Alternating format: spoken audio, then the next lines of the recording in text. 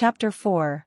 It was the white rabbit, trotting slowly back again, and looking anxiously about as it went, as if it had lost something, and she heard it muttering to itself, "The Duchess. The Duchess. Oh my dear paws. Oh my fur and whiskers.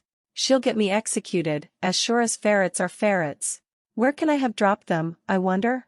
Alice guessed in a moment that it was looking for the fan and the pair of white kid gloves, and she very good-naturedly began hunting about for them, but they were nowhere to be seen. Everything seemed to have changed since her swim in the pool, and the great hall, with the glass table and the little door, had vanished completely. Very soon the rabbit noticed Alice, as she went hunting about, and called out to her in an angry tone, "Why, Mary Ann, what are you doing out here? Run home this moment, and fetch me a pair of gloves and a fan. Quick, now." And Alice was so much frightened that she ran off at once in the direction it pointed to, without trying to explain the mistake it had made. "He took me for his housemaid," she said to herself as she ran. "How surprised he'll be when he finds out who I am. But I'd better take him his fan and gloves, that is, if I can find them." As she said this, she came upon a neat little house, on the door of which was a bright brass plate with the name W. Rabbit engraved upon it. She went in without knocking, and hurried upstairs, in great fear lest she should meet the real Mary Ann, and be turned out of the house before she had found the fan and gloves. "How queer it seems," Alice said to herself, "to be doing messages for a rabbit. I suppose Dinah'll be sending me on messages next." And she began fancying the sort of thing that would happen. "Miss Alice. Come here directly, and get ready for your walk. Coming in a minute, nurse. But I've got to watch this mouse hole till Dinah comes back, and see that the mouse doesn't get out. Only I don't think," Alice went on, "that they'd let Dinah stop in the house if it began ordering people about like that." By this time she had found her way into a tidy little room with a table in the window, and on it, as she had hoped, a fan and 2 or 3 pairs of tiny white kid gloves. She took up the fan and a pair of the gloves, and was just going to leave the room, when her eye fell upon a little bottle that stood near the looking-glass. There was no label this time with the words "Drink Me," but nevertheless she uncorked it and put it to her lips. "I know something interesting is sure to happen," she said to herself, "whenever I eat or drink anything, so I'll just see what this bottle does. I do hope it will make me grow large again, for really I'm quite tired of being such a tiny little thing." It did so indeed, and much sooner than she had expected. Before she had drunk half the bottle, she found her head pressing against the ceiling, and had to stoop to save her neck from being broken. She hastily put down the bottle, saying to herself, "That's quite enough. I hope I shan't grow any more as it is. I can't get out at the door. I do wish I hadn't drunk quite so much." Alas! It was too late to wish that. She went on growing, and very soon had to kneel down on the floor. In another minute there was not even room for this, and she tried the effect of lying down with one elbow against the door, and the other arm curled round her head. Still she went on growing, and, as a last resource, she put one arm out of the window, and one foot up the chimney, and said to herself, "Now I can do no more, whatever happens. What will become of me?"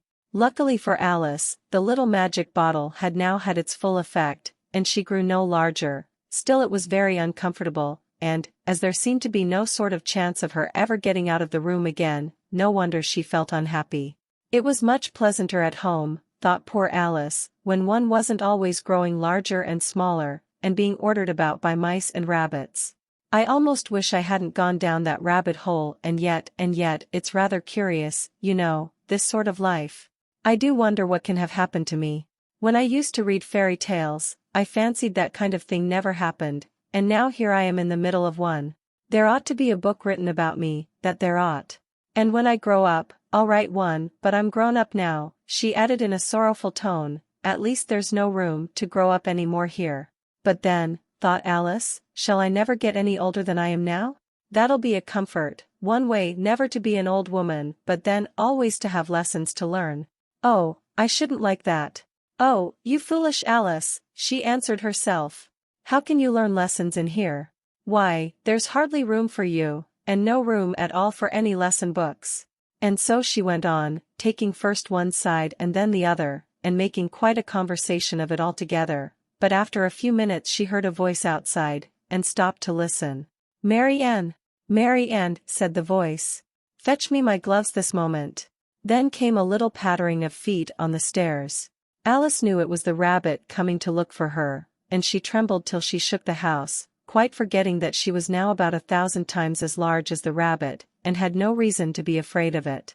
Presently the rabbit came up to the door, and tried to open it, but, as the door opened inwards, and Alice's elbow was pressed hard against it, that attempt proved a failure.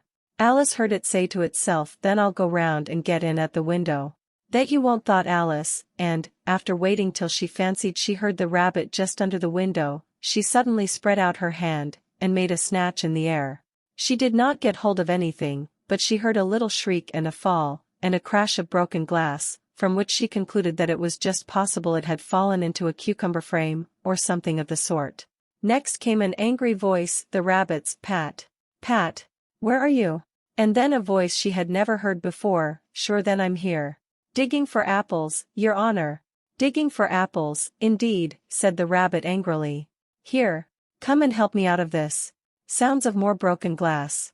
"Now tell me, Pat, what's that in the window?" "Sure, it's an arm, your honor." He pronounced it arum. "An arm, you goose! Who ever saw one that size? Why, it fills the whole window." "Sure, it does, your honor? But it's an arm for all that." "Well, it's got no business there, at any rate, go and take it away." There was a long silence after this, and Alice could only hear whispers now and then, such as, "Sure, I don't like it, your honor, at all, at all. Do as I tell you, you coward," and at last she spread out her hand again, and made another snatch in the air. This time there were 2 little shrieks, and more sounds of broken glass. "What a number of cucumber frames there must be," thought Alice. "I wonder what they'll do next. As for pulling me out of the window, I only wish they could. I'm sure I don't want to stay in here any longer." She waited for some time without hearing anything more. At last came a rumbling of little cartwheels, and the sound of a good many voices all talking together. She made out the words, "Where's the other ladder? Why I hadn't to bring but one, Bill's got the other, Bill. Fetch it here, lad, here, put 'em up at this corner, no, tie 'em together first, they don't reach half high enough yet, oh.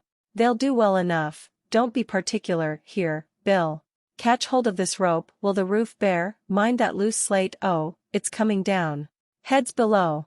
A loud crash. "Now, who did that?" "It was Bill, I fancy." "Who's to go down the chimney?" "Nay, I shan't." "You do it." "That I won't, then." "Bill's to go down here, Bill. The master says you've to go down the chimney." "Oh, so Bill's got to come down the chimney, has he?" said Alice to herself. "Why, they seem to put everything upon Bill. I wouldn't be in Bill's place for a good deal. This fireplace is narrow, to be sure, but I think I can kick a little."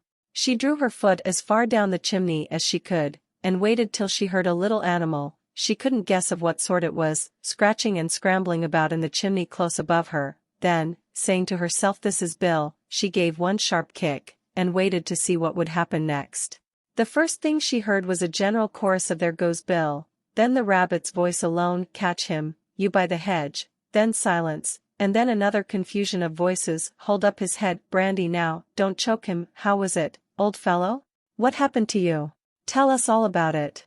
At last came a little feeble, squeaking voice, "That's Bill," thought Alice. "Well, I hardly know no more, thank ye, I'm better now, but I'm a deal too flustered to tell you. All I know is, something comes at me like a jack-in-the-box, and up I goes like a skyrocket." "So you did, old fellow," said the others. "We must burn the house down," said the rabbit's voice.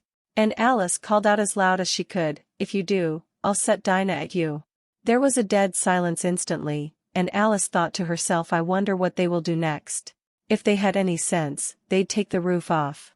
After a minute or two they began moving about again, and Alice heard the rabbit say, "A barrowful will do, to begin with." A barrowful of what? thought Alice. But she had not long to doubt, for the next moment a shower of little pebbles came rattling in at the window, and some of them hit her in the face. "I'll put a stop to this," she said to herself, and shouted out, "You'd better not do that again," which produced another dead silence. Alice noticed with some surprise that the pebbles were all turning into little cakes as they lay on the floor, and a bright idea came into her head. "If I eat one of these cakes," she thought, "it's sure to make some change in my size, and, as it can't possibly make me larger, it must make me smaller, I suppose. So she swallowed one of the cakes, and was delighted to find that she began shrinking directly. As soon as she was small enough to get through the door, she ran out of the house, and found quite a crowd of little animals and birds waiting outside. The poor little lizard, Bill, was in the middle, being held up by 2 guinea pigs, who were giving it something out of a bottle. They all made a rush at Alice the moment she appeared, but she ran off as hard as she could, and soon found herself safe in a thick wood. "The first thing I've got to do," said Alice to herself, as she wandered about in the wood, "is to grow to my right size again, and the second thing is to find my way into that lovely garden.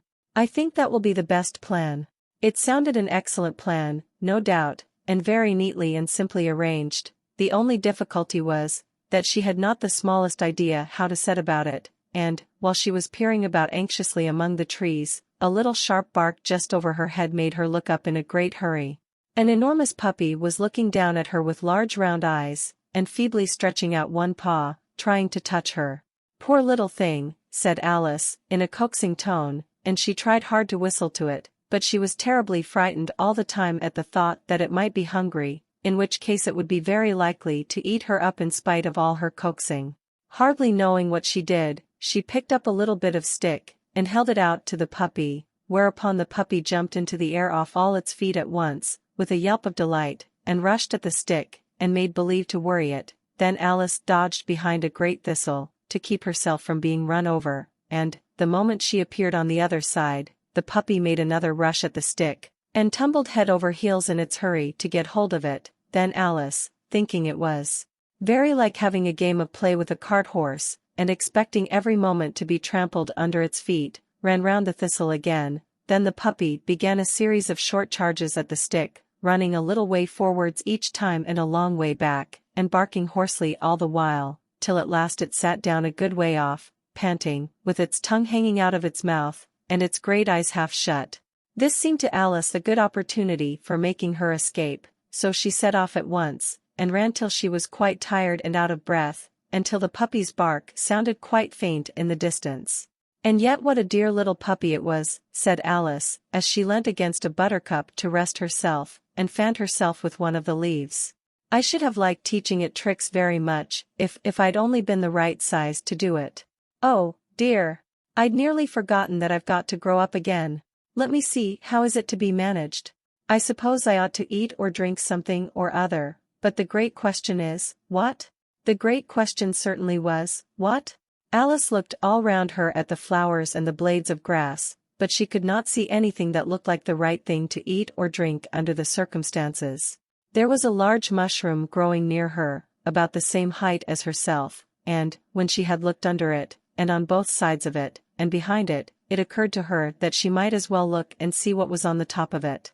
She stretched herself up on tiptoe, and peeped over the edge of the mushroom, and her eyes immediately met those of a large blue caterpillar, that was sitting on the top with its arms folded, quietly smoking a long hookah, and taking not the smallest notice of her or of anything else.